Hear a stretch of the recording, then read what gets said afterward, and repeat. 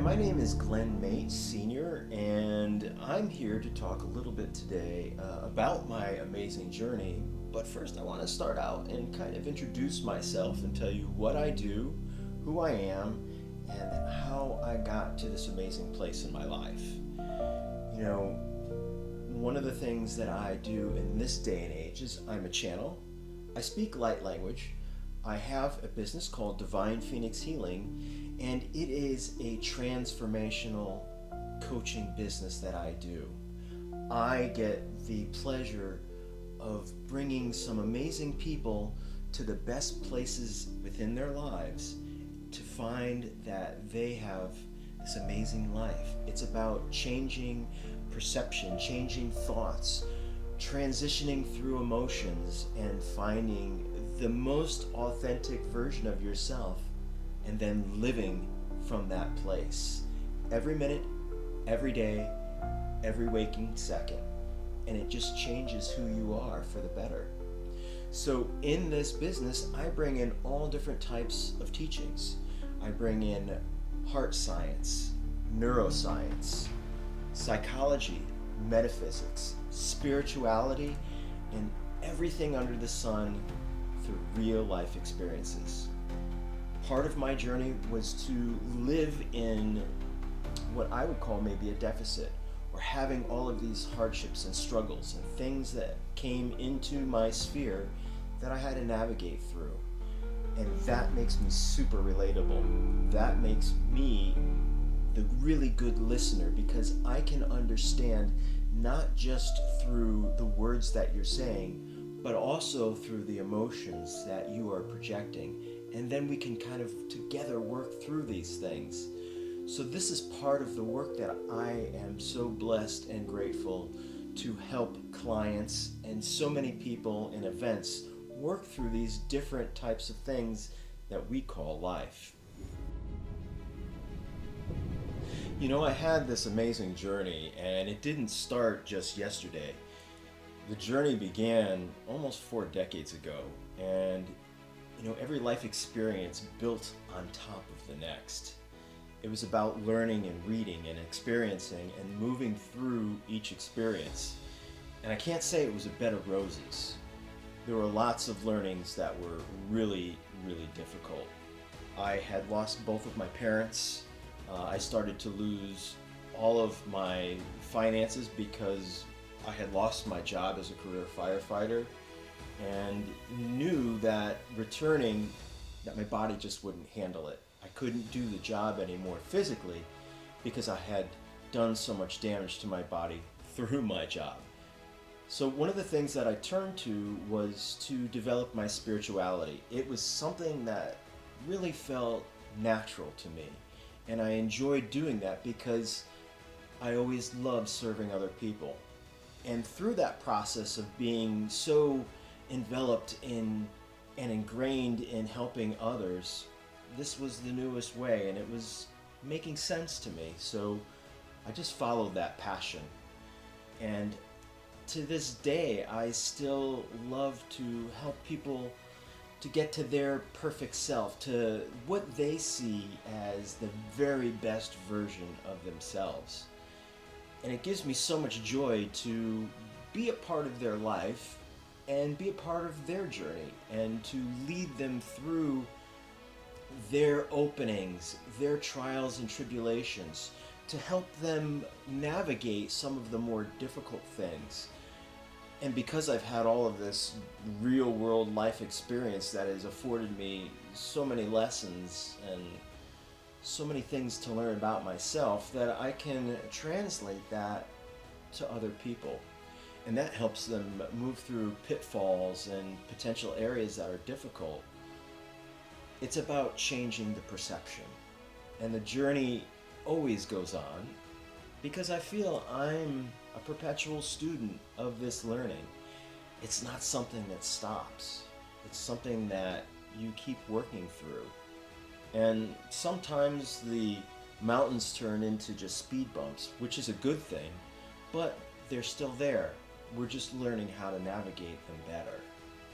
And that's one of the things that I love to do, is to help people navigate their life. because we are all just reflections of one another, and we're all here to help each other. And sometimes it's by a simple word, or it's by possibly changing the way that they look at a certain situation that they're in. So it's just an ongoing journey, and I love to do what I'm doing.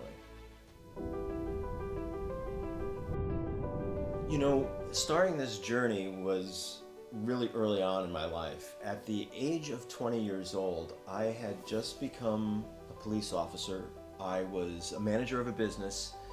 I was married and had 2 sons. So before I could even go to the bar and have a beer with the guys, I was changing diapers and I was on double duty responsibility. And I felt that through my upbringing, through my culture, that providing for my family was of the utmost importance. So everything was about creating that dynamic of being, the father figure, being the caregiver, and also being the breadwinner, all at the same time. And not necessarily taking care of the inner Glenn that needed some nurturing or needed some self-care. That all went by the wayside. But it was certainly a learning aspect that brought me into the realization that life needed a change. And years after that, I had met another woman that I thought was super important in my life, and not necessarily changing all of the things that I needed to change, just slight clicks again of changing of perception.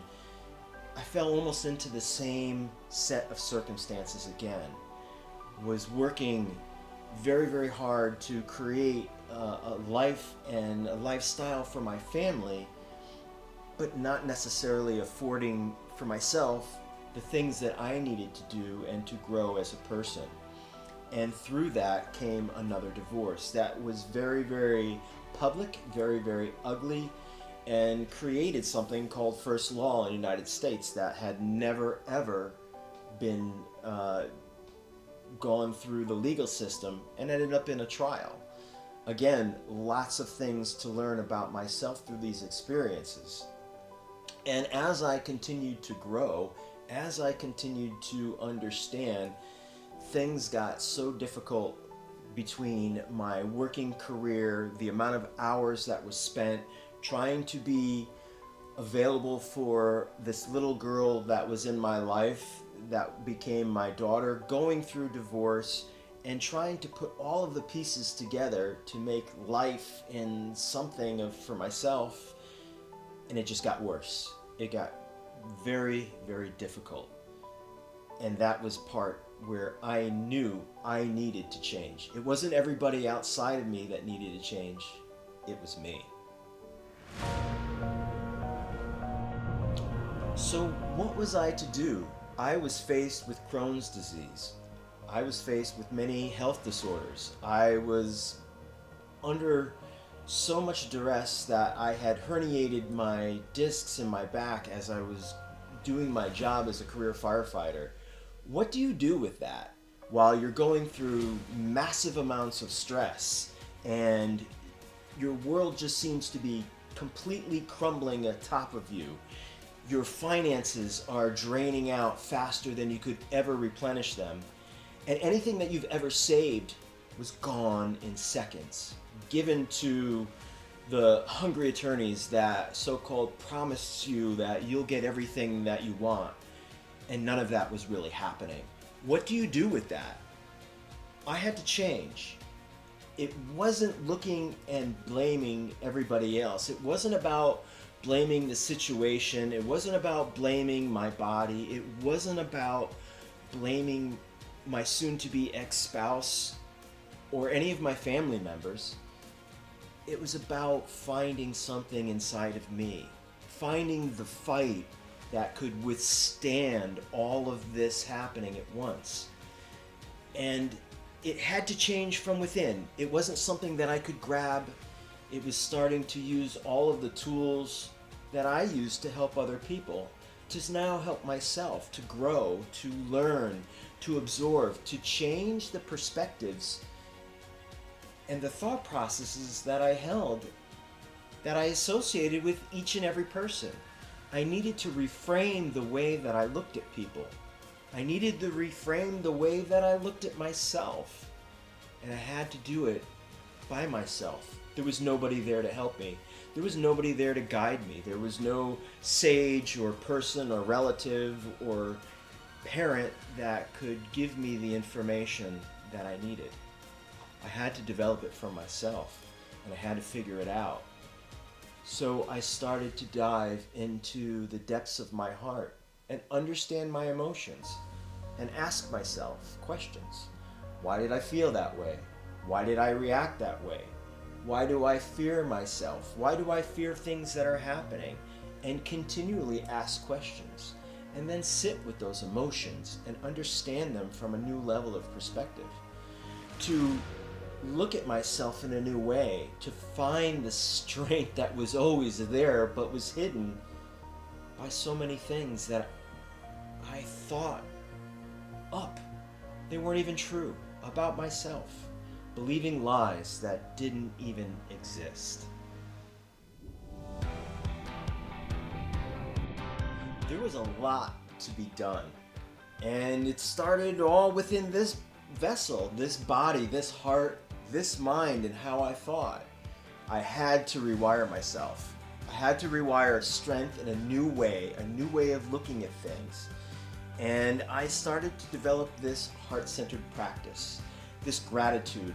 I started to be grateful for the smallest things in life, for having a roof over my head, for having a body with 4 working appendages, for breathing air.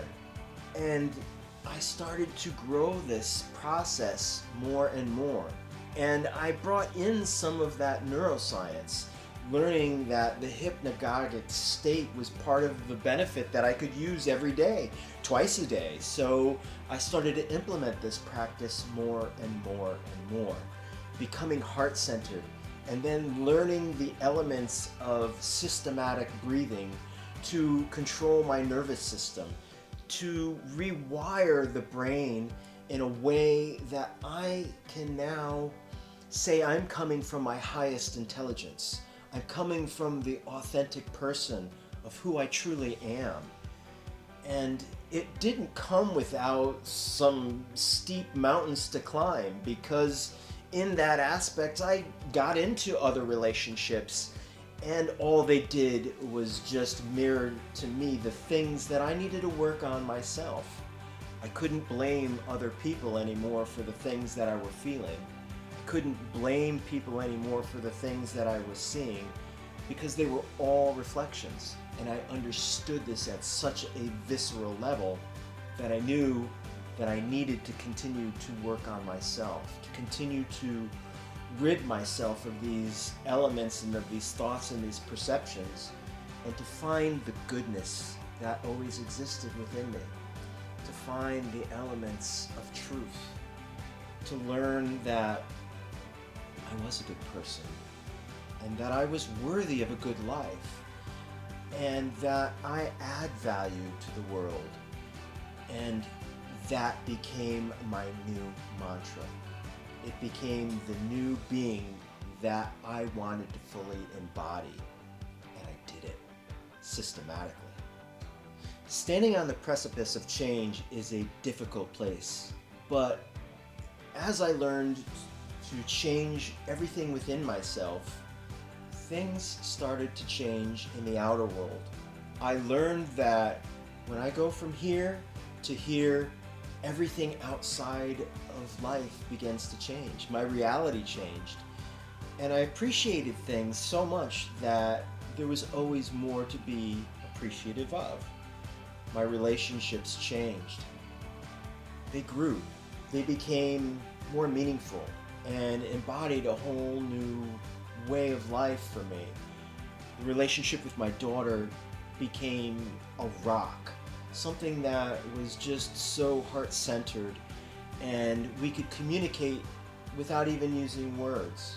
We just shared some of the same thoughts, and we were there for each other, and we continue to be there for each other. We have such an amazing relationship. And then things even got better.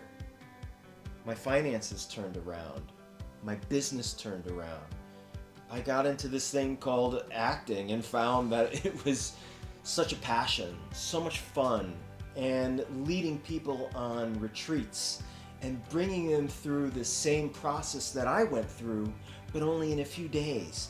And to see that transformation in people just brought me so much joy and gratitude, and what it is to be on the receivership of watching somebody have that epiphany, to have that realization that, man, I am good and I am worthy of the life that I want. And to see that brightness in their eyes and their face just illuminate. And it really does illuminate. It's not just a set of words, it's actually something to experience. And it's got me to this place where I just want to keep on giving. I want to keep on doing more for people. I want to see how they grow and aspire to their dreams. And it's just an amazing reward to see that transformation happen and to know that I'm a small part of their journey, and I have gratitude for that. One of the things that is really important to me is to continue to grow this everlasting, ever-growing community within Divine Phoenix Healing.